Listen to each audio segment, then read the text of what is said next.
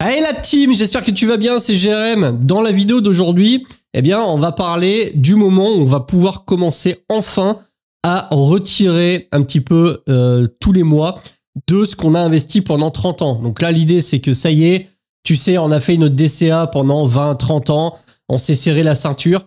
Et comme qui dirait le bon vieux Michel, c'est temps de taper dans la caisse. Donc, on va voir un petit peu quelle est la meilleure option, en tout cas, comment je vois les choses. Ceci n'est pas un conseil d'investissement, c'est simplement, voilà, on va partager 2-3 idées, eh bien, de comment à la fin on fait pour se payer, quel est le montant, est-ce qu'il vaut mieux retirer en une fois, est-ce qu'il vaut mieux retirer un petit pourcentage chaque mois. Et c'est exactement ce qu'on va voir dans cette vidéo. Donc si t'es pas encore abonné à cette super chaîne YouTube, tu peux le faire, c'est gratos, t'as un bouton, t'as tout un tas de liens dans la description si t'as envie d'ouvrir un compte bourse et de commencer à capitaliser. Donc l'idée générale, on va se remettre rapido sur une calculatrice d'intérêt composé. Voilà, c'est que on a fait un DCA et on a investi du coup pendant un certain nombre d'années. Là dans l'exemple, j'étais pris un investissement initial de 10 000 € à 8% d'intérêt annuel sur 25 ans. Et si on a fait un DCA, c'est-à-dire un apport sur ce compte d'investissement à hauteur de 200 € tous les mois, eh bien, au bout de 25 ans, à 8%, il n'y a rien qui dit qu'on sera à 8%, mais globalement à 8%, pour bien que tu comprennes, on est aux alentours de 260 000 € d'investissement. Et ensuite, c'est toujours pareil, eh ben, plus tu vas augmenter la somme, soit initiale et ou la somme de dépôt mensuel, tu vas vraiment jouer sur la valeur, la valorisation de ton compte d'investissement au bout d'un certain nombre d'années. Tu vois que si je passe à 500 € mensuels, tout de suite, on est à 550 000 € d'investissement. Et pour ceux qui peuvent mettre plus, on va dire 1000 €, voilà, on se retrouve rapidement à dépasser le million d'euros. Donc, moi, ce que je veux te faire comprendre dans cette vidéo, c'est que déjà, j'ai pris 8% d'intérêt. Il n'y a rien qui nous dit qu'on va avoir 8% d'intérêt. Puisque si on regarde historiquement le S&P 500, ça nous dit que depuis 10 ans, on a une performance moyenne de 13,25%. Mais sur 30 ans, on n'est pas aussi haut. Sur 30 ans, on sera plutôt aux alentours des 9,5% avant inflation et avant impôt. Donc ça, c'est vraiment en nominal. Donc on va prendre 8%. Ça semble un petit peu réaliste. Et du coup, eh bien, ce que je t'ai fait une rapide feuille de calcul à Google Sheet, parce que tu le sais, je suis expert en Google Sheet. Je t'ai fait un tableau d'une difficulté exceptionnelle. Et je t'ai marqué, suivant différents montants de capital investi. Enfin, capital investi, c'est peut-être pas capital investi, mais le capital qui est engagé. Donc, c'est vraiment, si on se remet sur le tableau, ça sera vraiment la valeur de valorisation de ton compte PEA ou ton compte bourse. Donc, 300 000, 500 000, 750 000 et 1 million. Et j'ai fait plusieurs simulations de retrait. Donc là, le 4% et le 6%.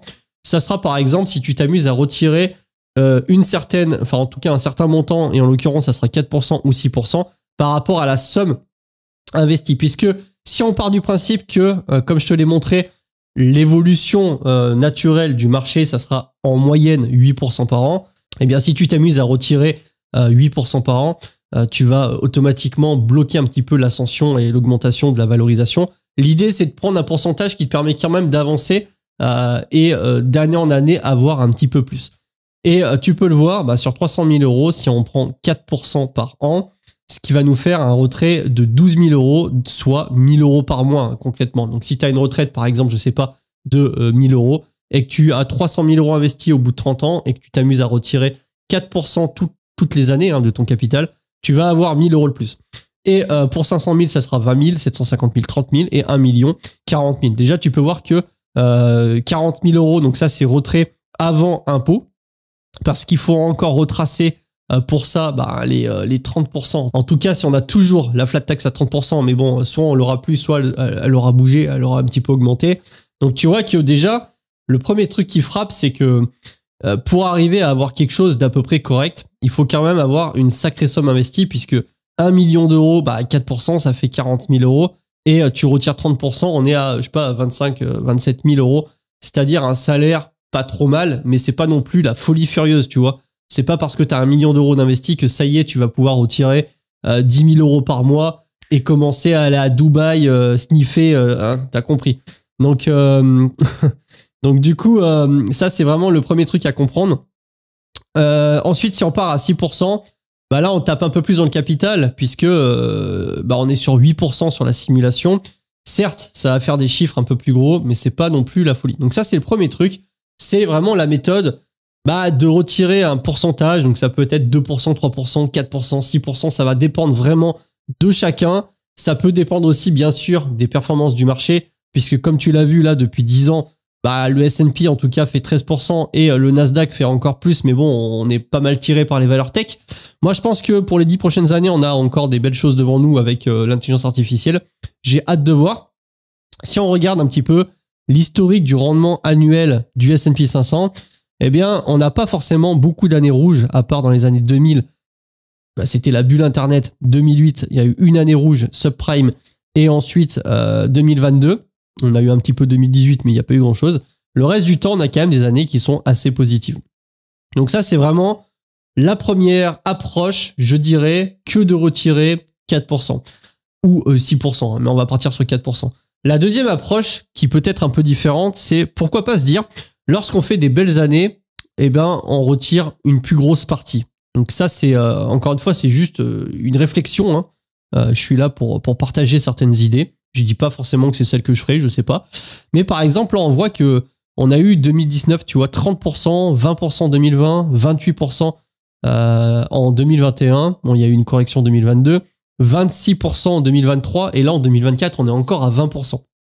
Donc forcément, si on se remet sur la feuille de calcul, 20% de 300 000, déjà, on est sur 60 000 euros. Donc, ça veut dire que la valorisation du compte a augmenté de 60 000 euros. Et tu pourrais te dire, attends, je retire que 12 000, pourquoi pas retirer plus? Tu peux retirer plus. Maintenant, ce qu'il faut bien comprendre, c'est que si tu retires plus, mais que t'épargnes une partie en vue de réinvestir s'il y a une correction, c'est une chose. Mais si tu retires plus pour tout de suite augmenter ton niveau de vie, ce qui va se passer, c'est que quand on va se retrouver avec une année négative, où ça va faire moins 20%, vu que tu vas forcément retirer plus, le capital engagé va réduire d'autant plus. Enfin, c'est vraiment une question qu'il faut se poser.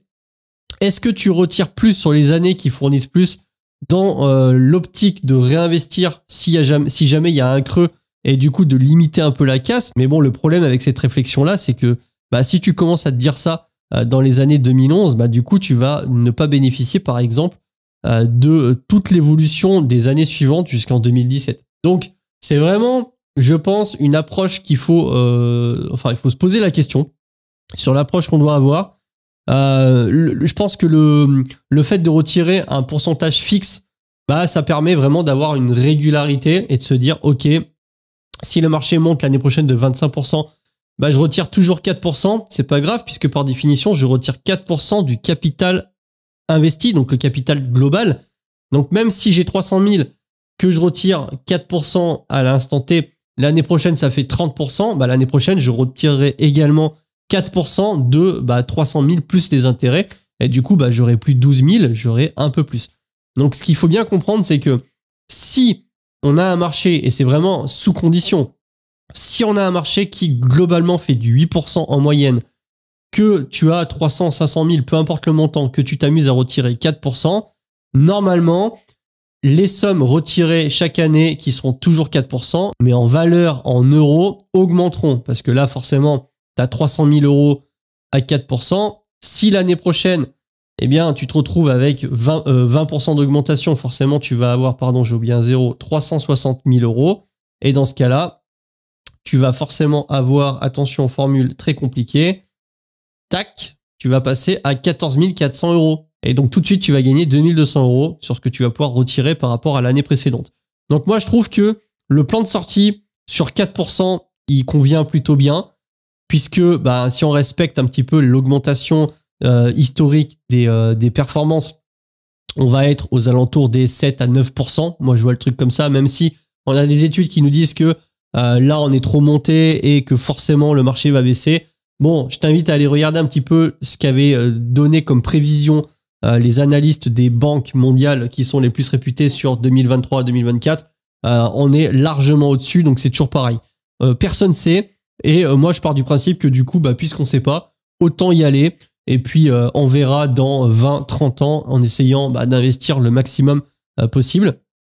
Quoi qu'il en soit, t'as bien compris un truc, et ça c'est peut-être le but de la vidéo, c'est que malgré tout, et malgré des sommes qui peuvent être importantes, parce que c'est vrai que quand on parle de 300 000 euros comme ça, tout de suite on se dit ah oui c'est une somme importante, mais si on parle de somme qui va te permettre de te faire vivre, bah tu t'aperçois que franchement à 4%, tant que t'as pas allé au moins 750 000 euros, et pourquoi pas ta résidence principale payée, ça va être compliqué parce que rappelle-toi, hein, là si on prend 30 000, on enlève 30%, bon bah il reste 20 000. 20 000 euros, c'est pas la folie. Hein. 20 000 euros, c'est à peu près 1600 euros mensuels. C'est vraiment pas beaucoup. Donc, le plan de sortie pour moi des 4% est un plan intéressant puisque, comme tu l'as compris, ça te permet d'avoir toujours l'augmentation de ton capital au fil du temps, malgré que tu aies des années négatives. On va dire que bah, si c'est une moyenne de 8%, mathématiquement, bah, c'est simplement un calcul mathématique. Hein. Forcément, en retirant 4%, tu vas quand même évoluer dans le temps malgré les années négatives. Malgré tout, eh bien, il faut des sommes qui sont importantes. Alors maintenant, comment on peut augmenter le montant du capital investi? Parce que faire un DCA, c'est long, hein, tu l'as vu hein, sur la calculatrice d'intérêt composé. Tout le monde ne peut pas mettre 1000 euros par mois. Et déjà, 400 euros par mois, ça commence à être un petit peu costaud pour pas mal de personnes. Malgré tout, sur 25 ans, tu peux le voir, ça te donne 456 000 euros. Alors après, c'est sûr que si on fait ça pendant 35 ans, on va largement y être. Parce que bon, forcément, il y a les intérêts composés, on dépassera le million d'euros, mais il faut pouvoir le faire pendant 35 ans, ce qui est relativement long. Même 25 ans, hein, faut pas croire, mais ça reste long. Hein, 400 euros par mois, ça dépend toujours. C'est toujours pareil, ça dépend de ton revenu. Mais voilà, ça donne 450 000 euros. On est encore loin, eh bien, des 750 000 euros. Donc pour ça, il va falloir avoir des accélérateurs. Peut-être s'orienter sur de l'immobilier locatif en utilisant l'effet de crédit, l'effet de levier de la banque. Donc ça, c'est une solution que j'ai appliquée à titre personnel. Et, il faut pas hésiter aussi à prendre des accélérateurs sur des actifs numériques type crypto, mais bon, il faut savoir s'y prendre. Sinon, bah, il faut vraiment toujours continuer à DCA, faut jamais s'arrêter. Mais voilà, le but étant d'augmenter son DCA, c'est-à-dire augmenter ses revenus, c'est-à-dire augmenter son capital épargné et donc investi tous les mois. C'est pas facile, ça se fait. Moi, de mon côté, si tu veux, j'ai en place une stratégie globale hein, qui englobe immobilier, actifs numériques, crypto, revenus annexes, hein, comme je peux le faire via cette chaîne YouTube ou via mon salaire. Donc du coup, bah, je me débrouille et j'arrive à investir de plus en plus, en tout cas depuis 10 ans. J'ai systématiquement augmenté tous les ans ma capacité d'investissement, mais c'est important de le comprendre. Si tu fais uniquement du DCA, ça va prendre beaucoup de temps. Enfin, si tu fais uniquement du DCA, on se comprend.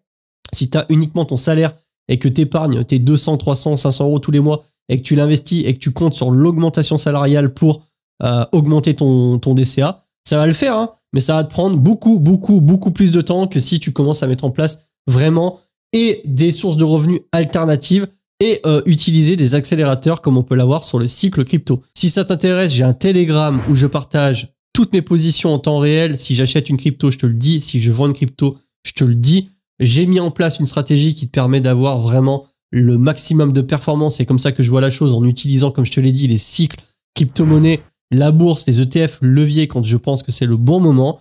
Donc, il y en a qui ont envie de me suivre. Il y en a qui me suivent déjà. Je les remercie. Tu as le lien en description. T'hésiteras pas si tu as une question. Bah, je suis disponible sur Instagram, sur Discord. Et le Discord, tu peux nous rejoindre. Pour le coup, c'est totalement gratuit, donc t'hésites pas. Donc moi, je voulais simplement dans cette vidéo faire un petit point sur le plan de sortie. Je pense que le 4%, c'est une bonne solution, mais comme tu l'as compris, ça nécessite un gros patrimoine, un gros capital investi. Et donc pour ça, bah, faut pas attendre, il faut investir dès aujourd'hui. C'est pour ça que si ton compte PEA n'est pas ouvert, je t'invite à le faire. Tu as un lien encore une fois affilié dans la description. T'hésites pas, tu as un code de parrainage qui te donnera des primes suivant les conditions générales. Et sur ce, moi je vais te laisser avec une vidéo sur la bourse qui est assez instructive et qui dure un peu plus d'1 heure. C'est juste ici. C'était Jérém, je te dis à la prochaine. Salut.